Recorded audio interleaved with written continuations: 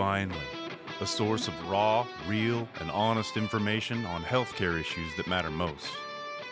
Welcome to BS Free MD. From the latest medical information to how to stay sane as a doctor or a patient, no subject is taboo, no BS is allowed. Now, let's welcome your hosts, Doctors May and Tim Hindmarsh.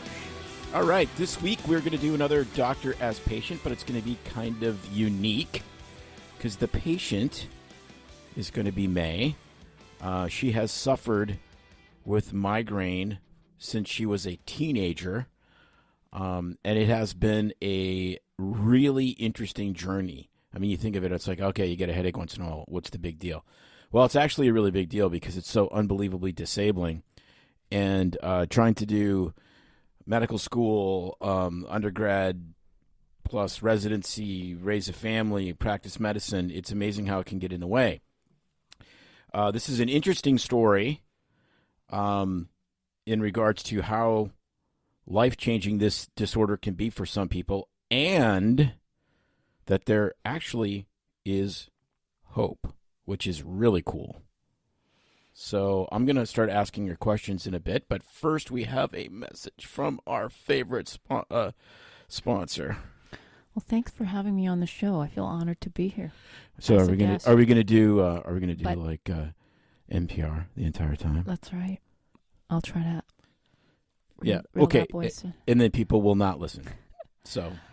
But thanks to our sponsor this week, one of our favorites, Michael L. Ralvis, who is a CFP professional and insurance agent. He runs a small business called MR Insurance that helps physicians with their disability insurance needs. He is committed to helping physicians nationwide with their term life and disability insurance, and he provides an objective, transparent, and education-focused process that aims to help physicians make prudent decisions and avoid overcomplicating things. He exclusively offers own occupation disability insurance policies for residents, fellows, and attending physicians. We really like Michael and know he's got your best interest at heart when it comes to disability insurance, and we know he would really be happy to help you with whatever your needs are.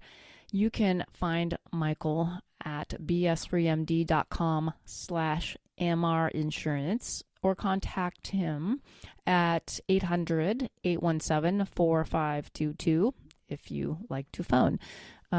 We just reached out to him for our own personal review of disability, and he was really helpful. So don't hesitate. It's really good information and important. And in his spare time, he does Elvis impersonations. Then he's Relvis the Pelvis. I just made that. I'm sure he'd appreciate I just made that up. That part's for free. So let's dive right in here. Okay, first of all, a little tiny bit of pathophysiology on what migraine is. Migraine is an intense headache disorder that's characterized by spasming blood vessels in certain parts of your brain. Sometimes. So, and the interesting thing is when you look at it... Not always. Not always. But when you look at it in kids... It's not just blood vessels. I'm going to jump in and correct you. It's not just blood vessels? Well, no. I'm the one with spasming blood vessels then, so...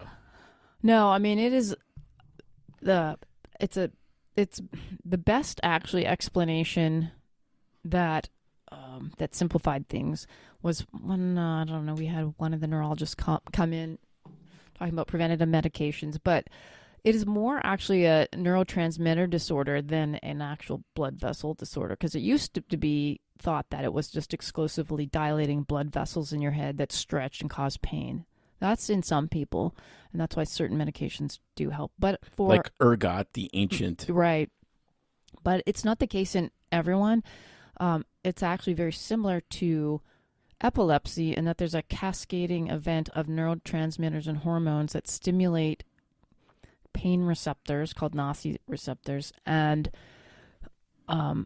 trigger actual neuronic changes that your brain then perceives pain. And then what happens is each time you get these episodes, the threshold lowers and it's easier to reproduce. And then you get physiologic things happen in your body as a result of the pain, such as dilating blood vessels or changes in heart rate and nausea, vomiting. Well, and some people sweating, tachycardia. Can get hemiplegic migraine where it actually mimics it mimics exactly a stroke. Correct. So that the people with those types of migraine are having neurologic changes. They're not having vasculature. So vascular dilated migraine is a part of it, but not the biggest part of it. There you go. And the interesting thing is in kids, like part of how they kind of, or you conceptualize this concept of it being like epilepsy, which is probably the closest to reality, is if you treat children with migraine the same way you would treat a child with epilepsy, in other words, with aggressive preventative therapy, the migraine tends to burn itself out. It's like as their brain develops, if it's not continuously being assaulted with the migraine pathophysiology, it outgrows the migraine, which is very, very similar to what happens in epilepsy. If you treat kids really aggressive and they're not having seizures, it's like their brain forgets how to have seizures as it develops its way out of that. So you develop less of this sort of seizure memory, and it's the same thing in migraine, which is amazing. Yeah, I think from what I remember, at least the neurologist when we took our son in, that's a phenomenon more exclusive to boys, that they tend to outgrow it by puberty. They think it's something to do with hormonal changes that occur in males that obviously are different than females, and that makes a difference as to why they can outgrow it. And if you aggressively suppress the kind of trigger, then they learn. Yeah, their brain learns to outgrow it, so to speak. So. Yeah. So it is a tip if you have a child with migraine. It's really important to get them treated appropriately because they can get better. I mean, if they have 3 headaches a year, it probably doesn't matter. But if you're having, several headaches a month, you want to get that figured out because it can make a huge difference downstream. And you'll see how horrible it can be. Yeah. So when is the first time you remember ever in your life having a migraine? I would say, from what I can remember and piece together, I think it really started for me around 11. I remember getting them bad headaches, bad enough that required more than, like, they wouldn't get better with acetaminophen or Tylenol or children's aspirin, which we did use back then. And there was no ibuprofen or anything like that we had available. So I think it was around 11. I don't think, 11, 12. That was no later than that for sure. That I was already at the point where they were so severe that I would be given some of my mother, who had severe migraines, had Fioricet prescription, which is a very strong combination medication, which had acetaminophen, which is Tylenol, and butalbital combined together, which is a painkiller, acts much like a narcotic. And I would take one of those. Well, it's actually a barbiturate. Yeah. They said it acts like, but, and I would go to bed because they would make me sleepy. And so if you give a child barbiturates, they sleep. That's another really good take-home message. And then the headache would go away at that point. But if I didn't, I had severe, unrelenting, unilateral, one-sided pain in the temple, behind the eye, nausea, vomiting, you name it. Yep, starting around 11. So when was the first time that this really started to affect your life? At 11, you're not in medical school. Were you, at 11, 12 years old, were you missing, figure skating? No, they were really rare, and I really look back at that, and, nothing stands out as far as major things that I was missing. Now, what stands out in my mind is what happened at home in our home life, because my mother had them really severely, and she would be locked out like in her room for 3 days at a time. And the options back then were so limited. And, we can go into that. Like the doctor would come to the house and give her a Demerol shot, make a house call. Sometimes my dad would take her to the ER. That was very rare that people would even go to the ER for those kinds of things. So our life was lived around mom being out of commission for like 2 to 3 days at a time, and all the certain triggers that we knew would make her sick, we'd try to avoid those. But so that sticks out in my brain more as how severe she was. But for me, I had a couple, probably, I would say, in high school that would be bad enough. Like if I had a really big string of tests and things and I'd be a little sick after, the migraines would come after. But it wasn't really until university, and I was like 17, 18, that it started to then impair, like I would say that I can remember it affecting things. And it was for me mostly probably by the time I was 18, 19, that after a big stressful event, such as a string of like finals, I could like amp up and study and go really hard. And then as soon as the pressure was gone and the stress was off, then a big migraine would hit. And then I knew it was going to happen. Also, the other trigger for me that I was careful about avoiding things that I wouldn't be life altering is that if I went too long without eating, I got really hungry and hypoglycemic and hot, for instance, on a hot summer day, or going long periods of time without food, water, then yeah, I would get one. But not enough that it really started to make massive difference in my life until college years, when it was be like after exams and so forth. So you were able to get through undergraduate okay. Mm-hmm. What was medical school like? Did that get kind of crazy? Yeah, then it started to get worse. So by med school time, then I remember where there would be periods where I couldn't go out with friends because I would have this cycle of migraines. And at that point, I started going to the doctor and getting prescription medication. And I'm trying to remember exactly when I started getting on ergotamine. But that was the first thing I started using, and I think it was probably around 17, 18 as well. And that would help a little bit, but the side effects weren't very fun because it would give me jaw tightness and real nausea and sweating, and sometimes make me feel sicker. Sometimes it would help.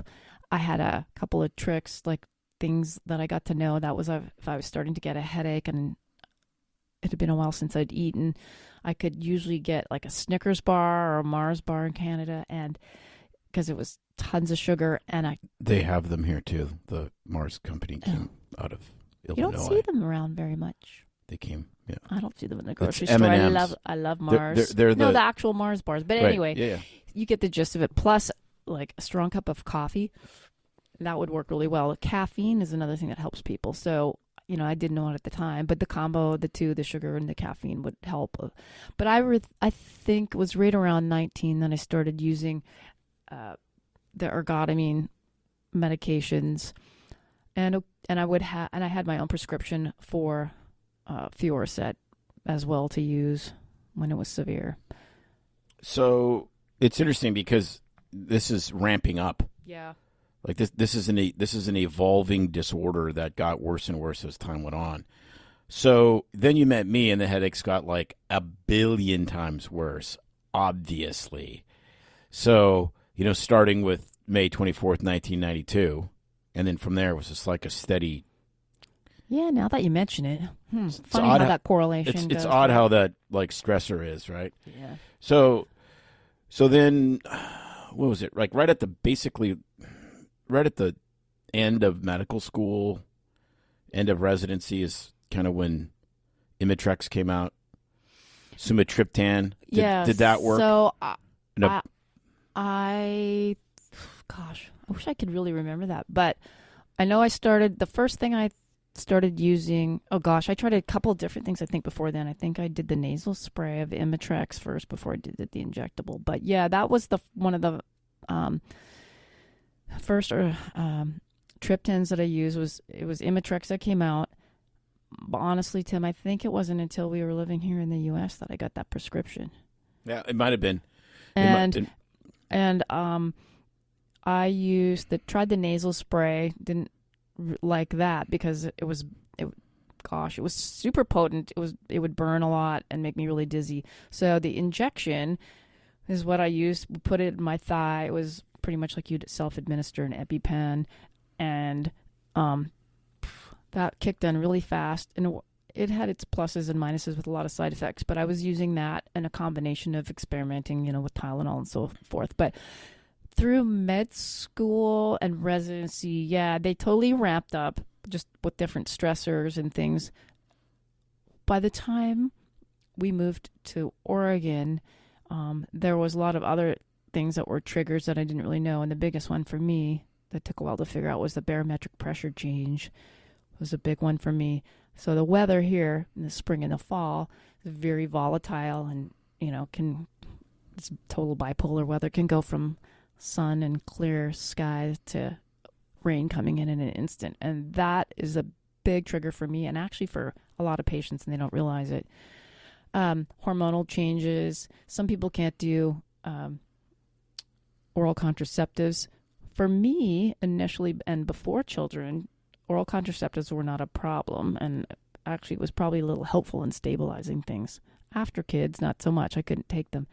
But yeah, the pattern is that through the stress of medical school and residency, they were getting worse. And I was noticing that obviously sleep deprivation is a huge factor. So med school and the rotations we did with sleep deprivation, studying for tests, but getting up early, being at the hospital late, they were getting worse. I really wanted to do a surgical specialty.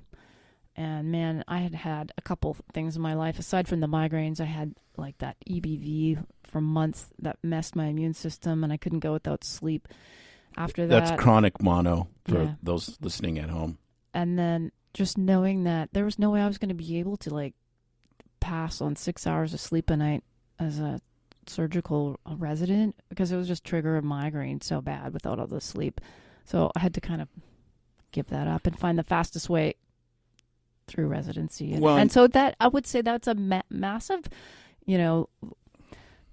thing on quality of career choices. I mean, the fact though, I'm not really complaining, because yes, I made it through medical school. It was really tough. And there was a lot of times when I'd be in the middle of exams. I just remember sitting there writing there with my, head on my hand and trying to fight my way through it. Teaches you some resilience and not wanting to throw up. But, I guess it was really not until I realized I wasn't going to be able to do a specialty and it was a career-changing thing that, I had to kind of learn to really come to grips with the fact that it was kind of a life-altering thing. Well, right. And, I think it's important to kind of describe the experience, because it's just it's not just a headache. There's this prodrome where beforehand, you'll get profoundly tired for no reason, just mentally exhausted. And then there's the pain, and then the nausea, plus minus vomiting. And, going through a residency with this, we did 1 in 3 call. So if May is absolutely, utterly disabled, she can't see patients and she can't work for a 36-hour shift. It's not safe. So, but it totally pisses off the people you're doing call with, because who's going to pick it up? Because they just worked, 28 hours or 30 hours or whatever it is. So it's like a major deal. And it's well, you don't get it. No, so I can't do anything. And it's not like I just made it up. So I remember, a good thing that you brought that up. I remember the first trip to the ER I ever had was while I was, ironically, in the hospital working. I can't remember what shift. I think I was on peds and I was on call. And yeah, I'm doing my rotation in the hospital and boom, I get this massive migraine. I'm on call. I'm an intern and I get to the point where I'm throwing up. I think we're at the hospital as well, and you'd come down to the ER because I kind of just checked in down there. And at that point, they had to give me, I remember fighting, going, no, don't give me any Demerol, don't give me anything because I got to work. I got to be on call. And I mean, there was no way I couldn't function. So what happened, I think you called the attending that was in charge and said she can't work because she's in the ER throwing up and they're giving her IV meds for a migraine. And it was kind of well, find someone to work and cover. It's not my problem. But it was awful because you're right. There's 2 other people in our call group. We're on 1 in 3 call and someone else has got to pick up the slack. So I feel horrible, but what do you do? And you're right. At that point, the prodrome, the after, the confusion and mental confusion wasn't as bad early on in my migraines, but you're right. Afterwards, it's not like, oh, they give you some medicine, the headache's gone, and you can just go right back to work. I mean, I'm out of commission for 12 to 24 hours. So that's it was not cool. No, and then... So that was my first trip to the ER. I remember that. And then there's all these really amazing experiences that we've had because May's been unbelievably disabled in some of the most bizarre places because she'll be fine, and then it starts. For instance, when you're flying to Florida and it takes, 8.5, 9 hours to get there because you have to, change planes and whatnot, and you have two, like a 10-year-old and an 8-year-old, and all they want to do is go to the Nick Hotel, the Nickelodeon Hotel. Okay, so we got to tell that story really well. So there's definitely been, I mean, we look back on it now and we can laugh as they're funny stories of my migraine life, but at the time they're really life-altering things. And so, yes, we've had some real shit happen. So that spring break, I can't remember what it was. We were on our way to Orlando with the kids. They're young. They're going to Disney. It's all fine and great. And we are making our way from the Pacific Northwest all the way across down to Orlando on this massive plane trip. And I had packed mostly I think I packed my injectable medicine. At the time I was using Toradol as an injectable rescue medicine, which has kept me out of the ER, which that's the one thing we should talk about in a bit. But I had my tablets with me, of course, on the plane, but we're flying along and things were great. And then all of a sudden I started not to feel really good halfway into this trip. So I told him, I'm feeling really sick. There was room on the plane and we were kind of seated midway in the plane. I decided to go sit towards the back in an empty seat so I could be near the bathroom because I was afraid I was going to be throwing up. And I had exhausted my medicine. I'd taken all the ibuprofen I could, and I was taking, I think, oral Imitrex or sumatriptan or one of those triptans. So you can only take 2 of those in 24 hours, and it gets to a point where they start to also make you sick to your stomach. And I'd taken everything I could, and I was like, oh, this is not good, because my last resort is an injection that I use, that we use in a lot of patients, called Ketorolac, or Toradol is the other name for it. And it is it's an anti-inflammatory medication, but when you inject it in a syringe in the muscle, it works pretty quickly and works really well for severe pain of all kinds, for migraine as well as other pain things. And that's the one thing that has really kept me out of the ER for so many years, is that I've been able to self-administer or have Tim give it to me in really bad cases, these injections, and it works for a lot of people. Not everybody, but a lot. Anyway, that was packed in my suitcase and wasn't on the plane. And as the story goes, I got way worse, and I was in the bathroom throwing up a couple times, and then I get sweaty and lightheaded. So I'm sitting back there at the back and trying to sleep and running back and getting sick. Well, finally got to the point where one might escalate.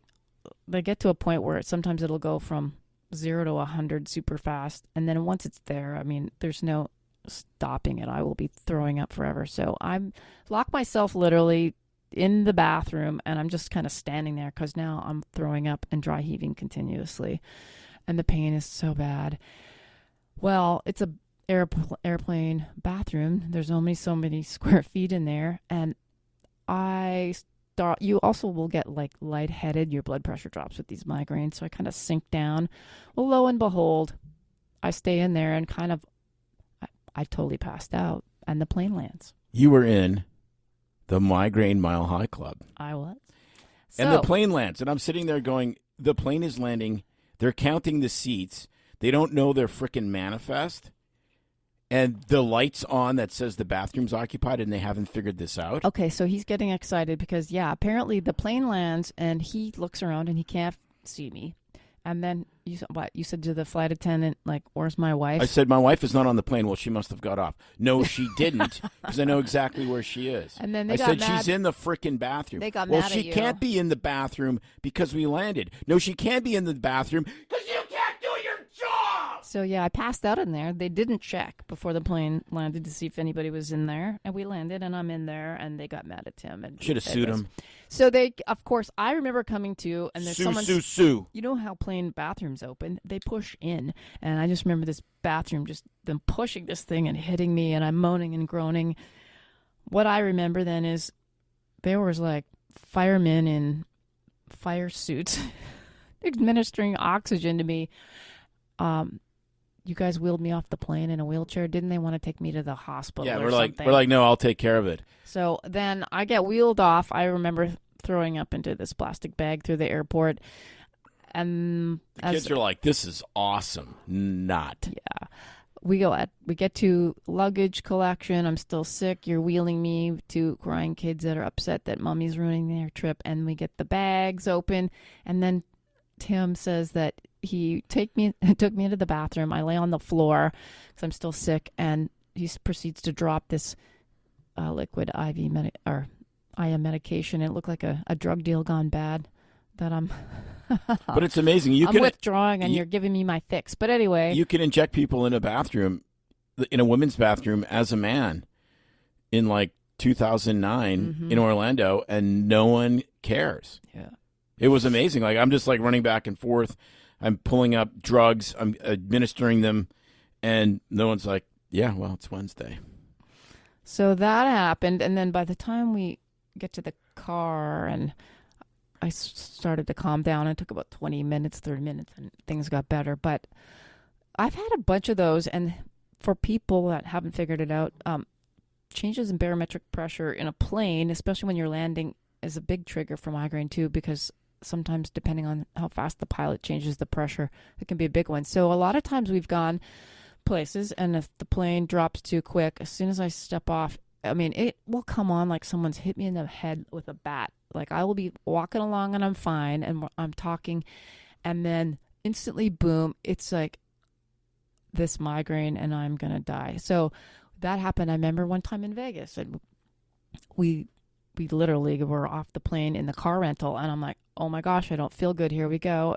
And then we were driving to the hotel, and I'm leaning out the side of the car throwing up, and everyone's like, it's horrible. Vegas. I know. That time all I had was this brown paper bag that had some, I think it was like an Arby's. I don't know. I don't eat Arby's, but you know what I mean, from the plane. And I had to throw up in it. We get to the check-in at the hotel, and this bag of puke for the valet. It was so embarrassing. But I've had many of those. Do you think a valet in Vegas has never, ever dealt with a bag of puke, ever? I think the odds of that are 0. Yes. And, okay, so I've had a few of these experiences at work while I'm working seeing patients, and I've had a very supportive and thankfully in the environments that I've been in with staff and colleagues has been super supportive, because there's been a few times where it's like, I'm not doing good. I got this migraine. I don't want to go home, but I know that if I can just get my medication on board and I know what my regimen and it's going to work. If I can lay down for 30 minutes, sometimes it's had to be longer, then I will be okay. And I've been able to do that. And I've had to get Toradol at work and go lay in a room. But there's been times when, I've had to leave. But for the most part, I've been pretty fortunate. And then as the years have gone by, it's been more difficult because I get the I call it the stupids afterwards, where my brain, I can't find words and everything's fuzzy, and I have this like post-ictal sensation. So it's been a challenge. And then, of course, all the other things in life that, child, having kids and being sleep deprived from having babies and being up in the middle of the night, that's been a bad trigger.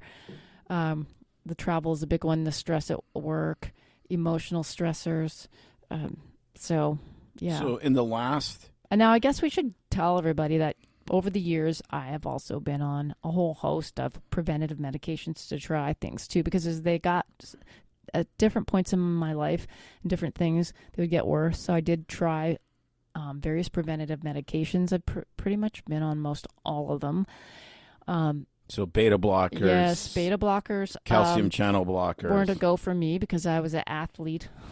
I couldn't get my heart rate up. The best one for me was calcium channel blocker type medication.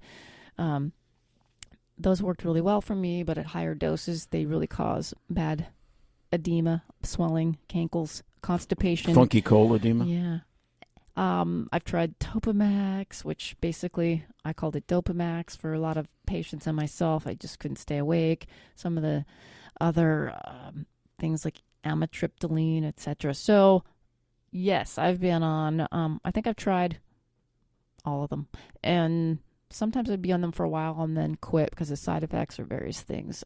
The other thing, I've tried all kinds of fun things like the what's the name of that device that you wear on your head that looks like a Wonder Woman?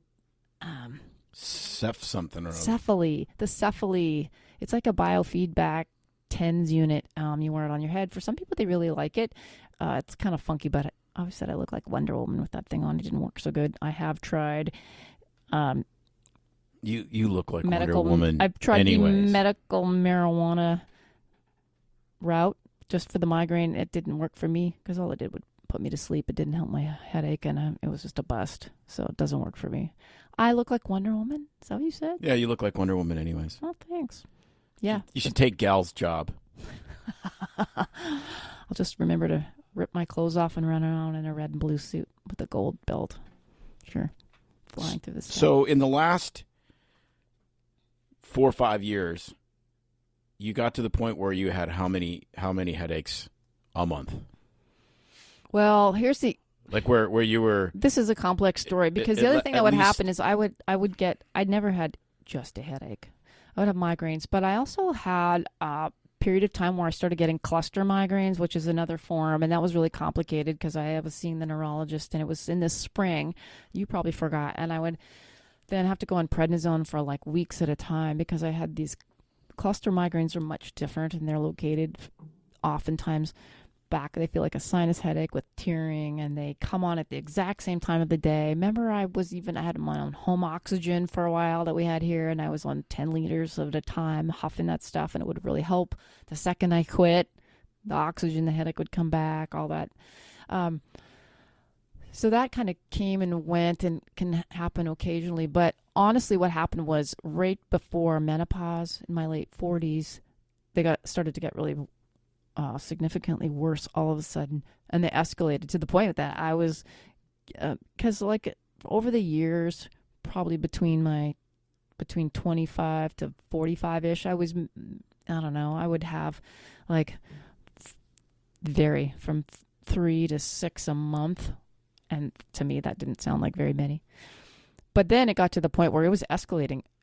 The peak number, I was getting like 26 headache days a month. Like, this was crazy severe.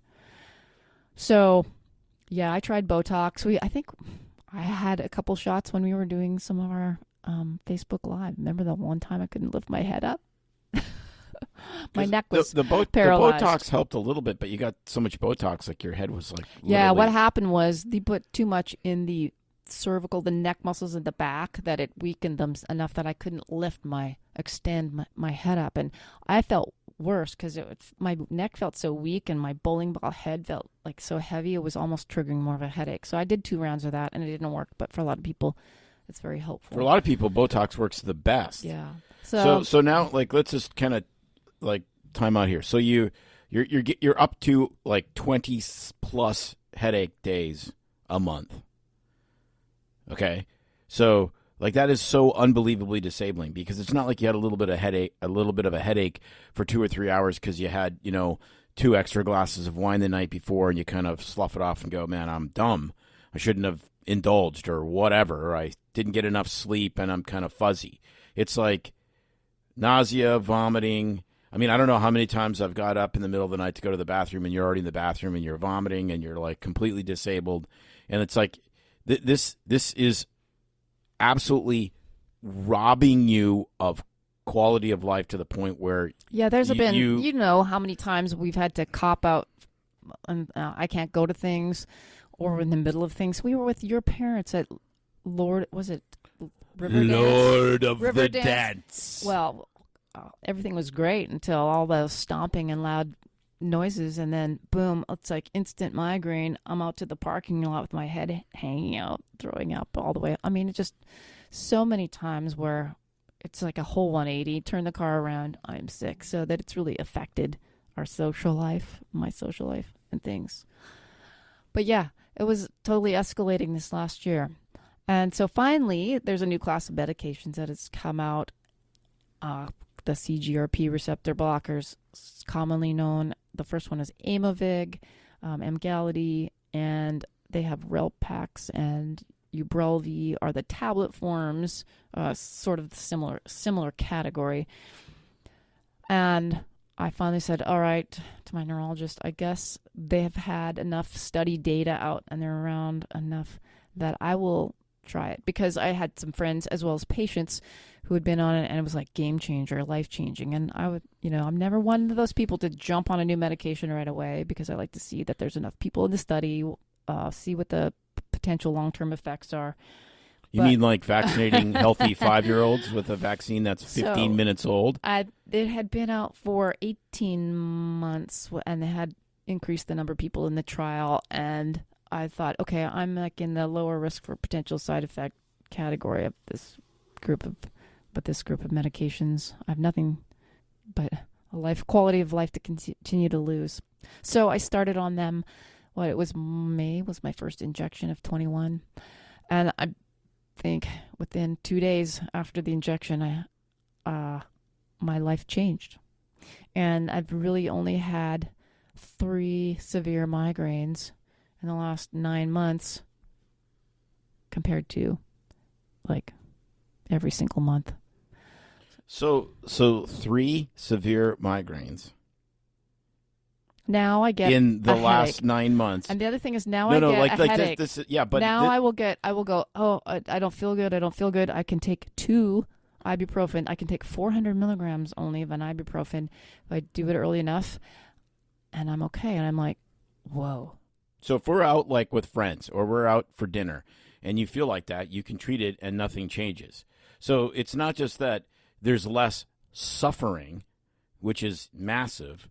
There's way less life intrusion. Yeah. And I mean, this is like our only fear now is we hope this doesn't stop working because it's so, and again, these are weird medications. I've read on some forums where people say there's a lot of people who use this type of medications and that doesn't work. And I just think that they don't have the right. Yes. I think there's so many subtypes. Physiologic mechanism going on, and which is too bad. Right. Like there's people that smoke a certain strain of weed with a migraine and it goes away and they feel fine. Yeah. And there's other people that it's just like, well, this is stupid. Now I just feel like even dumber than I did before. This medication was made for me. Like this is the way my brain works. Is there's definitely an anomaly with my calcitonin gene peptide, and this works great. So I hope that it doesn't wear off with time. I've heard that happening to some people. Sometimes they switch and it's good, and I hope that as long as I'm on whatever health plan, it's covered. Right. But it's not cheap. It's like $650 a month if you were to pay cash.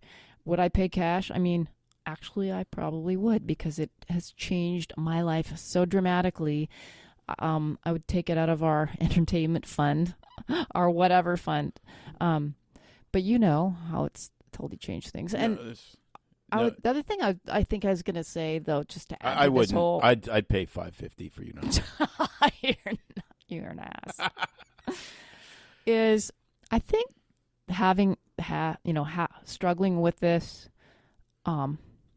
condition, this lifelong thing. I mean, is obviously I've treated so many patients with it and kind of became more interested in migraines in my patients and in the group because of it, and really understanding them makes me a lot more, I think, empathetic than some docs. And I wouldn't say all of them because there's so many people that do get labeled as drug seekers when you have this, and when you have any chronic pain condition. And yeah, there are times when, of course, it's like, I don't care. Give me whatever drug. Just make it go away. The other option is a guillotine or like an ice pick to the head. Just anything. I don't care. A shotgun. I mean, it sounds horrible, but that's how bad it is. And so it's hard for people that can't get them under control because there's a fine line between they're not really drug seekers, but they just want this pain to go away, to making people become addicted to narcotics, which are not a good option for migraine, period, because they can, as we tell patients, they can actually cause headache. Like, man, I've had so many orthopedic surgeries. They give me like a Percocet or one Vicodin, and I get a migraine from it. So it's actually a trigger for me. And for a lot of people with migraine, it's... Or you get used to taking it and you stop it and you get rebound. Right. But so patients with migraine, I've always gravitated to them and helping them find good treatment options, preventative, all the dietary things. And we could go on into the other things such as the therapeutic prevention, such as vitamins, etc. But I really, I never would wanted to be a neurologist, but I really like migraine, and it's a big interest of mine, obviously. No, it's interesting because who was that? Terrell Davis was running back in the Super Bowl in 1998 for the Denver Broncos, and he's a migraineur. It sounds so classy, and he got a migraine and was puking on the sidelines, and for him, he was super sensitive to the triptan medications, and he did the intranasal, Imitrex or whatever it was, and he was playing the rest of the game. Yeah. I mean, it was, and everybody, it was just like the headache's gone, and he's like functional, and he's back to go. The thing that people don't understand is everybody that gets migraine, it's not the same either. For some people, they can take those medications and then they can be functioning. Some people can't. I mean, it's just impossible. Some people vary depending on, their migraine. Sometimes it's not the same. And so you can't box everybody together too, where, well, this is how one person deals with it. This is how it should be for everybody, if that makes sense. It really varies. For me, as I got older, like once I got a severe one, like it was like out of commission. Like I wasn't doing anything. No, and some people can kind of function, and they can, they get a severe migraine and they can take a couple things and drink their coffee along with their, whatever, their ibuprofen, and then they're okay in a couple hours. Well, but I found that too. Like 4 martinis and I used to be fine the next day. Now, game over. Right? So, but it is amazing. It's like, it's super fascinating because again, it goes into some of the sciencey stuff that we've talked about with, how studies work and whatnot with COVID, because you read this and you go, the average number of patients has been shown to have the X number, the average number of migraine days reduced by X. Well, but that's not how it works. Okay. That's the average. So what actually happens with these kind of medications, and it's the same for, chemotherapeutic agents for cancer or for, any myriad of these new medications, is that it doesn't average you down. There's some people that it does 0 for, and there's some people where it absolutely completely changes your life. And so that's why it's so important with a chronic problem like this, as physicians, to keep ticking the boxes off. If it's like Terrell Davis and you only get, 3 headaches a month and they're treated with a low dose of a triptan, why would you want to take a preventative agent? Because there's a way out of the pain and it's safe and you don't have to take a pill every day or an injection every week or every month or whatever it is. But it's really important, I think, the take-home message from a medical perspective is if you have a kid that has true, honest-to-God migraine, they really should see a pediatric neurologist, because you can change that kid's life going forward for the rest of their life, potentially. Yeah. And for our chronic migraine patients now, we have an entirely new family of preventative agents that, at least in certain people, and at least what it's done for both of our lives, is absolutely mind-blowing. Like, there's not a single thing I can imagine that we could do, like whether we bought a private plane, whether we bought another motorhome, whether we moved across the country like we want to do, that would change our life as significantly as this. Because we could do anything we wanted to our circumstances, and if May is still this disabled, what difference does it actually make? Right. I mean, that is a very powerful statement. And it's really important to understand this when we're taking care of patients. It's like, it's like, there's no guarantees, and there's no guarantees in medicine, and some people might have different side effects and all of that. But as much as we like to beat up on drug companies, and there's lots of reasons to do that, we still really need new innovative medications for all of these different kind of problems, and that's not going to happen unless you have companies that are interested in making something because they can change people's lives and make money from it. I think that's fantastic. Yeah, for many years there hadn't been a whole lot of research or development or anything new in the migraine world, and so when this has come out, I mean, it's like a life altering for so many people, like game changer and super exciting. And many people qualify and are on disability, like complete disability for their migraines, depending where you live. And it's, I mean, that's a big deal to go from completely disabled to being able to have like quality of life that is like I said, I cannot remember. It's been so long since I felt this great. Like I'd have to go back to my early 20s to remember feeling this great without migraine. You would have to go back to the day we met for you to feel this great. You know what I mean? Like, it's sad, but when I look back and I go, I can't remember feeling this good for this long, and I have to go back decades, and it's kind of sad, but honestly, it's just so. It just makes me so thankful for things like this, and I pray that it continues to work. And I'm just really thankful for how long it does that I've gotten my life back. I mean, it's kind of like a miracle medication for me. I mean, it really is. That's all I can say. Yeah, and it's been not that it is for everybody, but for me, it is. And wow, yeah, it's really changed my. No, and this is BS free. We are not sponsored by any drug company. No, I am not sponsored by. Now, if drug companies want to give us tons of money, that's not that we wouldn't take it if we believed in the product. But I'm still a capitalist at heart. But I mean, it's true. There's innovative stuff. I mean, there's drugs like Chantix where people have quit smoking and they're like, this is awesome. And there's people that take it and they get mean and are almost fired. I mean, there's just there's no one size fits all. There's no. Right.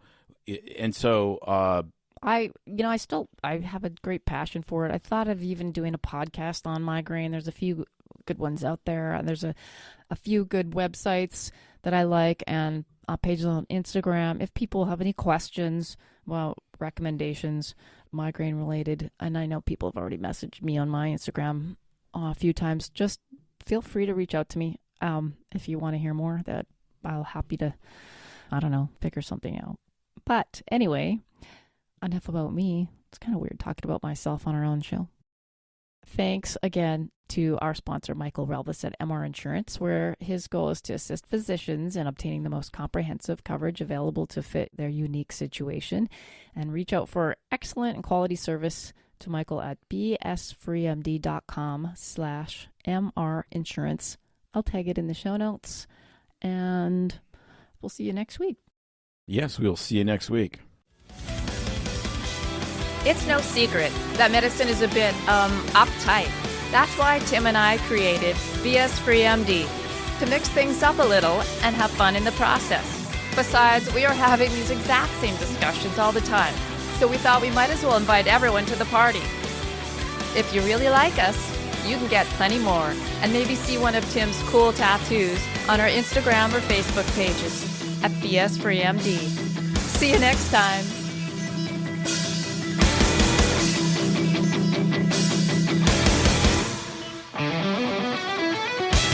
While we try to keep BS Free MD as raw and real as possible, we can't be held responsible for any medical decisions or discussions had as a result of what you've heard on the show. We know, bummer. But the truth is, we really do care about your questions. So feel free to reach out to us by email at doc@bsfreemd.com. Just like how my wife was super, super, super disappointed she didn't get any flowers yesterday. And I said, yeah, but you got the fertilizer. Every man always thinks they married a nymphomaniac. They get 3 months of nympho and 35 years of maniac. Oh, brother. Not tonight, dear. I have a headache. Exactly.